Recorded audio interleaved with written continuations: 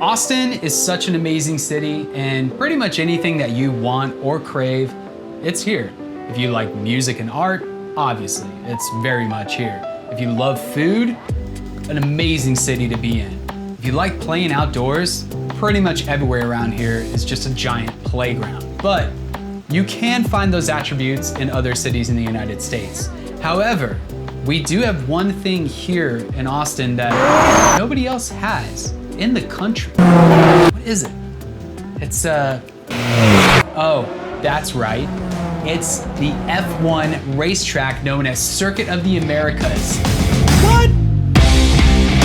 That's right, Circuit of the Americas, and we're gonna call it COTA for short. It is just southeast of downtown Austin, and we're the only ones who have a Formula One racetrack in the entire United States, which is awesome. That track is just under 3.5 miles in length. It hosts some of the fastest vehicles, I don't know if they're on the planet, but very fast cars that drive about 200 miles an hour as they race. Now, what if you took a vehicle that was on 2 wheels and it was self-propelled?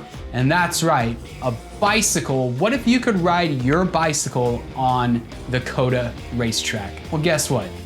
You can. I did it. And it was freaking awesome. Cue the intro.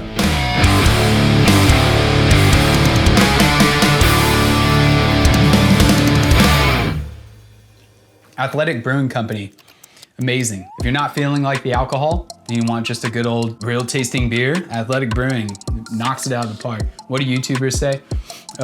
By the way, this is not a sponsored video for Athletic Brewing. I paid for this with my own money, which yeah, I did pay for this with my own money, but it's a great beverage to have, and there's no side effects. Hey, what's up? My name is CK with Mata Media, and welcome to this video where we're gonna talk about COTA racetrack bicycles. When my wife brought this topic up to me, I don't know, a couple years ago, she said, do you know during the summer, they host an event, I think either once a month or bi-weekly, where you can bring your bicycle up to COTA and literally ride the track.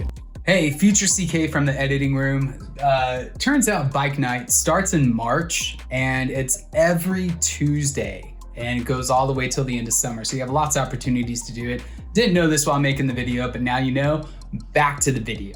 I was like, I did not know that. That sounds amazing. Let's do that. And life gets in the way, which that happens for everyone. But guess what? This year, we finally made it happen. We put our reservations in. It's only $10 a person.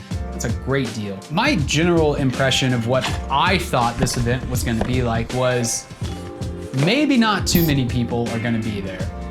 Maybe every now and then someone's gonna pass you or you're gonna pass someone on the track, and you're pretty much gonna be able to ride next to your partner or your group of friends and chit chat as you ride the course.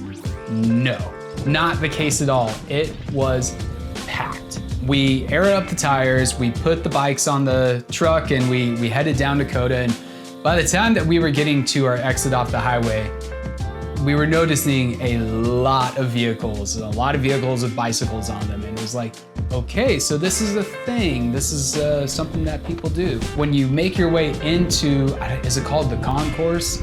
Pretty much you ride in and you're in the center of the track. That's where you get your registration wristband and you pretty much get everything ready to go.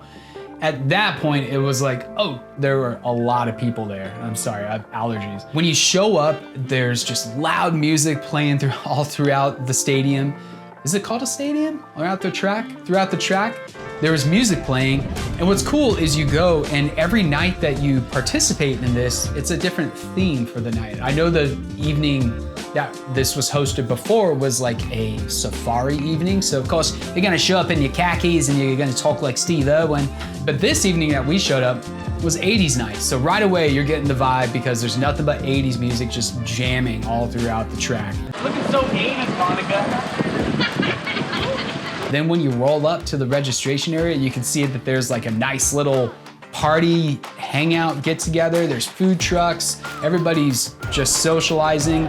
But then of course, right after you get your registration on, you pretty much just get on your bike and you just ride right out to the track. Now, if you're familiar with Formula One racing and you're familiar with the Austin track, the COTA track, you know that pretty much right from the starting line go, there's immediately a gigantic hill. And the incline that this first hill really has, I don't know if it translates on TV, but when you're on a bicycle, it translates extremely well. I can tell you that because of the amount of people, they encourage fast riders to be on the left, slow riders to be on the right. Most of the people going up this hill are going about the same speed. You do see a nice variation of bicycle enthusiasts on the track. There are moments where you're getting passed like crazy, and then depending on how fast you want to go, you're passing a lot of people. And by the way, let's talk about the fact that there are numerous walks of life out there. Let's start by saying that with it being 80s night, you would think that being, in Austin, we would have a lot of people showing up in their 80s flair, a bunch of neon, a bunch of big wigs, but actually the larger demographic of clothing worn were those thin spandexy bike jerseys. And you could tell right away that there were some casual Samaritans who ride a bicycle like my wife and I, pretty much for mild exercise and leisure. Most of the people out there were men and women who truly ride bikes very, very, very well. So that was actually the majority and the first thing I noticed. But then of course you're gonna have your families and the people are bringing their kids up, lots of couples, lots of groups of friends, lots of casual wear. Some people actually wearing pants. There was also, I saw two, there may have been more, unicyclists. That's right, let me say that one more time. A unicyclist. And both times that I saw them were at hill number 1, the incline, and they were punishing it. Remember, it's not sponsored. Now my wife and I did 3 laps. And as I said, this track is just under 3.5 miles in length. Hill 1 is huge, but it's not the only hill. You get a really steep hill after hill 1 to ride down, and it's enjoyable. Not far after that, you kind of curve and wind. Next thing you know, you're climbing up a hill again. And it's just amazing exercise. And like I said, we did 3 laps. And on the 3rd lap, I decided to go ahead and start a timer and test myself and really gas it. I was really gonna see how quick I could do this 3.5 miles. And it wasn't that fast. Here are the results. What I noticed on that ride when I was pushing really hard, I had the privilege of actually passing a couple people, which kind of felt good. But then at moments when I am literally digging in as hard as I can push my legs down, I was having other enthusiasts just so relaxed looking ride right past me. Is it the bike? Is it the thighs and the quads? Like, what is going on here? But I do want to say, out of all this, and I was pushing myself for time, none of this is official racing. And there was one dude who I think was treating his time on the track a little bit like an official race. Let me just show you what this dude decided to do right in front of me.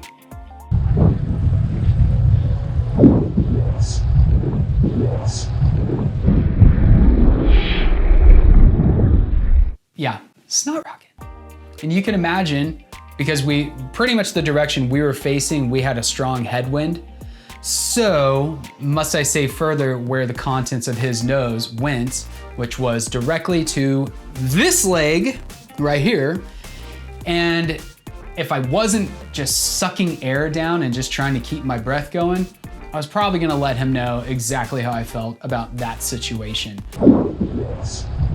If you're gonna do that, pull over to the side, be courteous, but maybe that dude just doesn't know what courtesy actually is. Upon the 3rd lap finishing up, I felt great. We were having this beautiful overcast kind of sunset.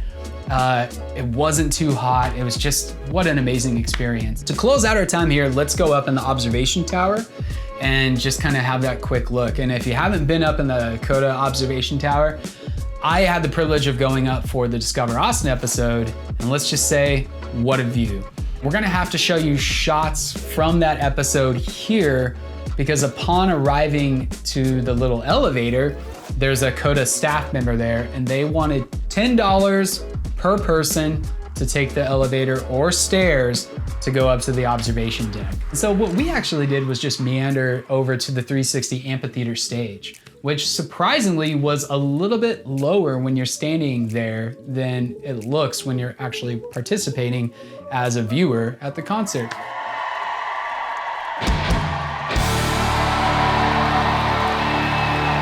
Right after the rock and roll, we got back on our bikes and took the little exit path off the main track, and there we were in Partyville again. And yeah, we just pressed on, and what an adventure that was. I encourage everybody next season, the 2022 summer season, when it pops up, if you're in the city, if you're visiting the city, it's an awesome thing to do. And I definitely think you'll get a kick out of it. I'm pretty sure you have to bring your own bikes. It does help if you reserve your spot online beforehand. I don't know if they have a cap of how many people can go, but you know, be courteous. And then of course, everybody enjoy the coming up Formula One race that's hosted at Austin's Circuit of the Americas. Thank you so much for watching this video. What a great adventure. I'm CK with Mata Media, and I will just catch you in the next one.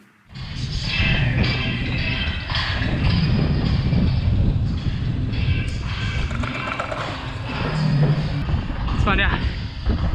12 minutes, 14 seconds. Ooh. Hell yeah. Nice. But I did the shortcut through there. It cuts off a bunch of them. Yeah, it sure did. I was like, is that my wife up there? Sure was. All right, let's go do the tower.